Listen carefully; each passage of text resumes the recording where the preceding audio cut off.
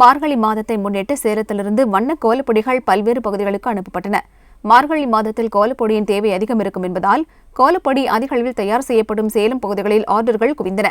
தமிழகத்தின் பல்வேறு பகுதிகளில் இருந்தும் 1000 டன் அளவுக்கு ஆர்டர்கள் கொடுக்கப்பட்டதால் கோலப்பொடி தயாரிப்பாளர்கள் மகிழ்ச்சியடைந்தனர். சேலத்தில் கல்மாவு ஆலைகளில் வெள்ளை கோலப்பொடி தீவிரமாக தயார் செய்யப்பட்டு தமிழகத்தின் பல்வேறு பகுதிகளுக்கும் அனுப்பி வைக்கப்பட்டன. இதேபோல வண்ண கோலப்பொடிகளையும் தயார் செய்து அனுப்பினர்.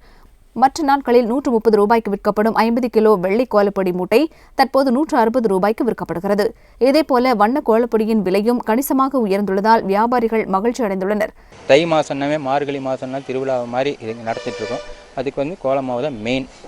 கிராமப்புறத்தில் வாங்கிட்டு போய் நல்லா கோலம் போட்டு பெருமையாக கொண்டாடுவாங்க தை மாதத்தை. அதுக்கு வாங்கிட்டு போகிறாங்க. கிராமப்புறம் நிறைய பேர் வாங்கிட்டு போகிறாங்க. மார்கழி மாதங்கும் போது நல்ல கலர் எல்லாமே வாசலில் போடுவோம். தை 1 வரைக்குமே. அதனால் 30 கலர் பக்கம் இருக்குது. வெள்ளை மாவு, செம்மண், சில்லறையாக மொத்தமாகவும் எல்லாமே தர்றாங்க. இதாங்க வாங்க, விலையும் பரவாயில்லைங்க.